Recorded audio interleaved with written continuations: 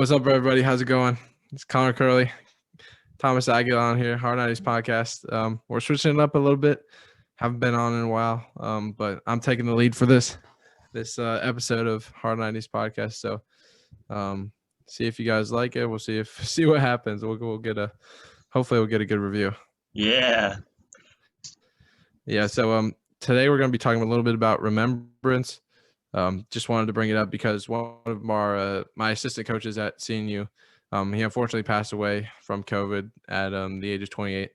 So it just had me reflecting a little bit about our time with friends and the time we spend on Earth, and just how we need to take every day as it's our last. It's always funny to hear people say that, but I mean, it's true, because you really never know when it might be your time. So we're just going to talk a little bit about remembrance today, and hopefully get into some good stuff. Thomas, how's your week been? Oh, it's been good. It's been pretty busy. I was able to do club baseball practice, open practices for the first time this semester. And I went out into the outfield because at second base, you can't really show off your arm. And I feel like I have a decent enough arm to work in the outfield. So I went out there and I was letting it loose, and it felt great. You know, because like it's like letting a bird out of the cage. You really let it do its own thing. So it felt good. Mm-hmm. Yeah. Did you have anything tennis-wise going on this week? Tennis-wise? Oh, yeah. There's always something tennis-wise every week. I go to open practice once a week. And then there was actually a tournament yesterday, but I came late to that because I was in an in-house volleyball tournament for my organization. Mm-hmm.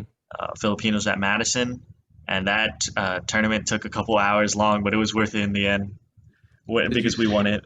Oh boy, there you go. Yeah. What were the teams made of? Teams of two, or? No, so it was actually oh well, they would be more probably. Yeah. There were 7, so like 6 people on the volleyball court, 7 people in total. So we had a rotation, one person sit out each time, and there I think were 6 teams. So 6 teams in total, and we had it at the University Recreation Center. And the people set it up really well, since we were able to set up 3 courts, and we did round robin, and then afterwards we settled it down to like a tournament style. That's good. That's good. You had fun and got a little action during COVID. That's pretty good that you guys got that off. Seems like more stuff's opening up now, so that's good. Yeah. All right, so we'll dive into it now. The first point I kind of want to hit, it's a kind of open-ended question, but just I don't want to turn this into debate, but I'm gonna say why are friends important? I'll go first. Obviously, there's the social aspect that they give you. If you don't have any friends, you're kind of a loner. No worries if you're a loner though, but you get that social aspect definitely with sports, obviously with teammates, but also in academic sense, if you have the same major or same concentration. Yeah, there's that sense of having friends, but I think also another kind of hidden one, maybe hidden, I don't know, is that they push you and challenge you to be better. I think coming from our sports background, it's pretty obvious with teammates that we as athletes push each other to get better every day, but I think friends also do that in different ways. So Thomas, I don't know if this is kind of just throwing it at you, but if you have any ways that you've grown personally from maybe like me, Logan, or someone at JMU maybe that maybe got outside your comfort zone, or just you changed personally. With friends, I like it's good to have friends because you don't know what's going to come out of it. I told you earlier before the podcast, it's like going into anything, you would really want to just jump right into it and not really care what's happening. It's just as long as you're in constant motion. I mean, I haven't brought up Jocko Willink in a while, but he's like, if you're by yourself, you have to be in constant motion, because like thinking about it, if you're stuck out in the battlefield and you're camping the whole time and you're in the line of fire and everything's going on, more chances than not that you're likely not going to survive. Whereas if you're going to keep on moving, no one's really going to find you, and you might have the chance to meet up with someone else and then spark a relationship or like reconnect with old friends. But I think that friendship just in general, where if you expand your horizon and meet up with other people, if you find the right amount of friends, instead of being in like an echo chamber, they're able to push you past your boundaries. Like when you and I work out, you're better than me at cardio when it comes to like endurance and stuff. So you I don't run. know about that one, Oh, but you're better. it's You're okay. better Go than ahead. me Go at ahead. endurance. But like you run in front of me, and then you're like, come on, G, let's go. And then like I want to push harder because I know that you're by my side, and Ethan Reeves, strength coach at Chattanooga, he said that champions are built in teams, something like that. But like, I mean, you got to work together and really to make it far. And I think that's why it's good to expand your horizons and make more friendships because you don't know what's going to come out of it, good or bad. Mhm. I like how you brought up the point about the echo chamber, and then also like choosing your good friends, because there's always like friends, well, possible friends that you could meet at like a party or something, and there's always that fork in the road that you can go down. You can either have a good time and just that one night, or it could lead to a lot of other bad stuff down the road. So Mm-hmm. I think it's interesting how you said you choosing the right group of people is really important when you're deciding who's your friends, because going down that wrong path it's gonna hurt you down the road. But then choosing that right group of friends, you really never know what's gonna happen. And I like how you always said, I think you touched on that. You don't know what's gonna happen when you're with the right group of people, and I think that's an exciting part of friendship. Yeah, because you really are like, I guess the average or like the average of the 5 people you hang out with the most. If you hang out with like 5 really good people that push you and like have good morals, then you're gonna end up like them. Or if you hang out with like 5 people that don't have your best intentions, then you're probably gonna end up like that too. And it's not that you're a good or bad person; it's just like who you surround yourself with. Right. I never thought about it like that. Did you hear that from someone, or just? Yeah, I don't know where I heard it from, but it's like, well, I remember one time I heard it from like one of my favorite professors at Eastern University. He's like, Mhm. he gave an example. There's some like, for an example, there's like some like really nice kid that joins a frat, but if he's in a part of a frat, like let's just say the frat's bad or Mhm. whatever, and then he's gonna start acting like those frat kids, not because like he's just a bad person, but it's because he's around them all the time. That's what he's gonna be a part of. Right. Yeah, I think it's also important to note that even though you do have that fork in the road, and some people may go down that wrong path, that it's not bad that you go down the wrong path. I think a lot of the times people get sucked into the fact that, oh, he did this, he did that. Something bad happened that made like news headlines or something, and it's like, well, gee, this guy or woman or girl is done for. Their life's over. But really, it's even more of an opportunity than being with a good group of friends and getting that opportunity, because you can see yourself at your lowest point, and then you can grow from that, which is, it's, I don't want to say unique, because there's plenty of time. Everyone has their good and Hmm. bad days, Yeah. but I think it's definitely frowned upon more than it is. Obviously, no one wants to be in the spotlight for something bad. Like good publicity, all publicity is good publicity, as they say. But sometimes it can be bad. But I do think that although you go down that path, it might not be the best. It might be better for some people than just actually not experiencing it at all. It's funny. That might sound weird. It might sound weird to some of you, like just listening to how I said that, because obviously if you have nothing bad happen in your life, no one's gonna have nothing bad. But if you're good for the most part, then you're pretty good. But what if you're good and you don't have those experiences like that? You don't have any bad experiences. Did you really live life to the fullest? I mean, obviously, I know that sounds cheesy. No, it's You could go ahead and touch on it if you no, no, want. no. Go ahead. Go ahead. Go ahead. Okay, yeah, I was just gonna say that, like, did you really? People determine how they live their lives in different ways. Maybe it's leaving your mark on a community, or just maybe you're like the biggest social media influencer out there. It could be anything. But I mean, if you don't experience those lows, it's like, I don't know. I feel like it's missing the side. Can you fill it in a little bit for me? I was just thinking of there's this Modern Family episode where Haley's trying to figure out like I didn't have any experience. And she's applying for colleges, and Hmm. usually like the prompt is list something or write about something that you had a hard time dealing with, and like how you uh, overcame it. She's like, Mom, Dad, you raised me so well. Like, I didn't have any hardships growing up. And the mom was like, okay, fine, I'll take you out on a drive. They went out on a drive. They went to like middle of nowhere. And then she's like, Mom, what the heck are we doing here? They were outside the car. And she's like, and then Haley went outside the car. The mom went back in the car. She's like, this is something you can write about. And then she drove off. And She left you there? yeah, I heard that from Mrs. Gebler. Miss Gebler. Yeah, Miss Gebler. Shelly. Yeah, so like that's as like Miss Gebler said, that's an extreme example, but I think hardships happen whenever.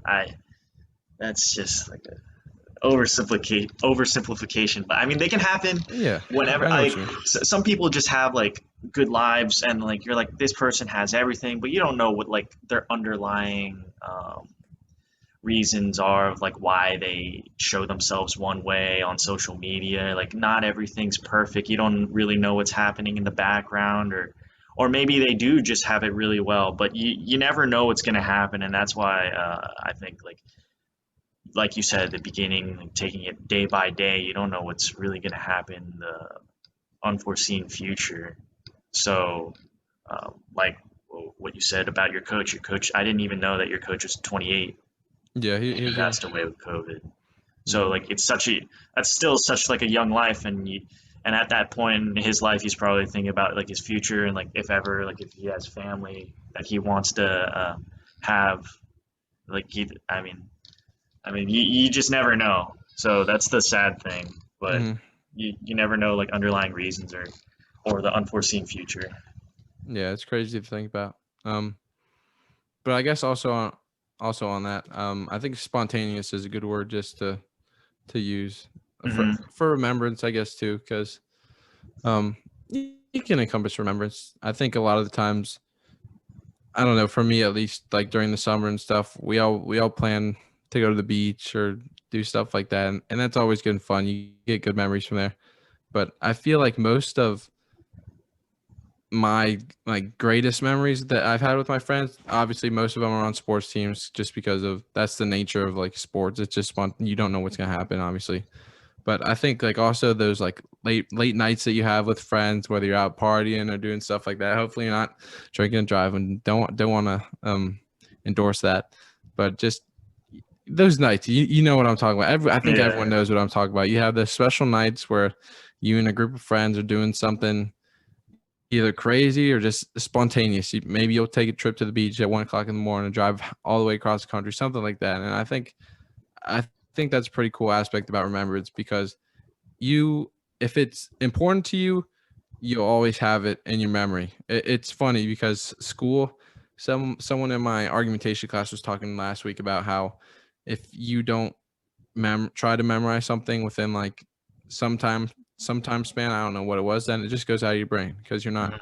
actively trying to remember it. But it's so crazy that if you have a good memory of whatever you did and it enhances your remembrance. I don't want to get psychological here because I'm not a psychology major, so I don't know enough about. I took a psychology, but it's gone. I forgot about it. I wasn't thinking about Yeah. it. But I think it's just crazy how you can think at one point in time in your life, and it can just immediately change your whole mood. Like you could be Hmm. down, and you could think about that one time, and boom, you're just hit with a smile because you remember how important that was to you, who was there, what was going on, everything. It takes you back. It's like time travel, pretty much, without actually physically moving. If that makes sense. Yeah. It's a good memories stick. Hmm Yeah. So it's like Yeah, when you I when was gonna say yeah. if you have anything on it. Yeah, it's just like if you have fun, then it's easy to remember. If I didn't do well in a math class, I remember and I like think back to it. I'm not gonna think about the good times that I had studying for a test for Hmm days and days on end, and then not getting a good result. But if I were to think about the good old days, Madison, us versus Madison, we hit the walk off them. That's like hmm immediate, immediate like joy. running around through our heads. It's because the good memories stick. So that's the only like side point that I had with that. Yeah, it's a good one. I think one of our last points that I'll try and bring up, we're trying to cut our podcast down, keep them a little shorter for our listeners. But a lot of the times remembrance is just for usually because you either messed up on something and you're not trying to do it again, or like I said, it was just a good moment. Do you have any other, like, is there a middle ground? Is it's probably gonna be difficult to think of, but is there like a middle ground between good and bad that's not like just like even, but something else that remembrance does a good job with? Like, obviously it has life lessons, but is there another like deep aspect that we could look into? It might be hard. There might not be one that we could just pull up on top of our heads. I think that like if you're good enough at what you do, I mean, I was thinking right away like there's just take these 3 grades, A, B, and C. You know you can get an A, but you don't strive for it, and you kind of just like back off and you like settle with a B. Whereas you know that if you could have done more, you could have gotten that better grade.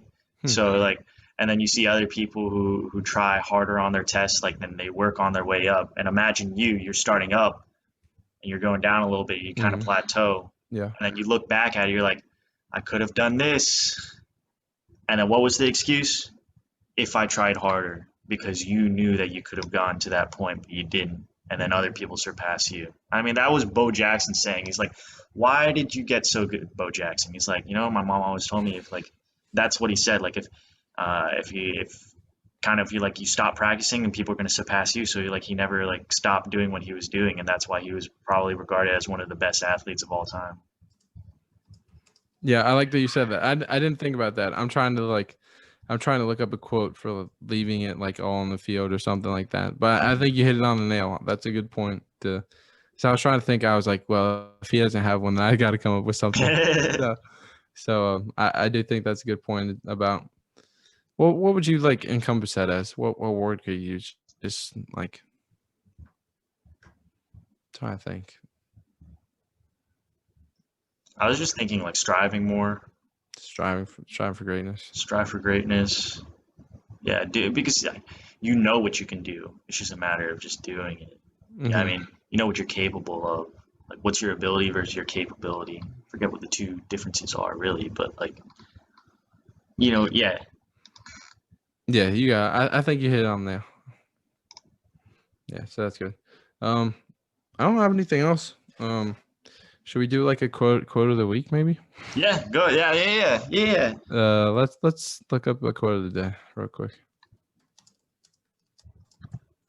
All right, quote of the day. This is from Brainy Quotes. This might be perfect for what we're talking about. All change is not growth, as all movement is not forward.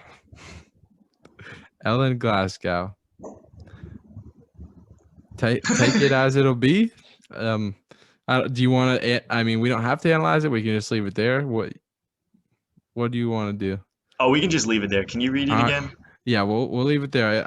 I didn't even look up specific to remembrance, but all change is not growth, as all movement is not forward. Okay. Ellen Glasgow. Yeah.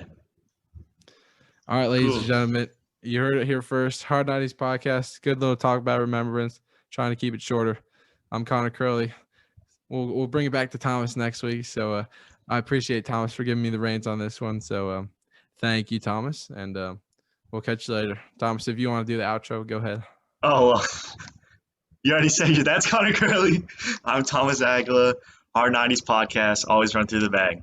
Thanks.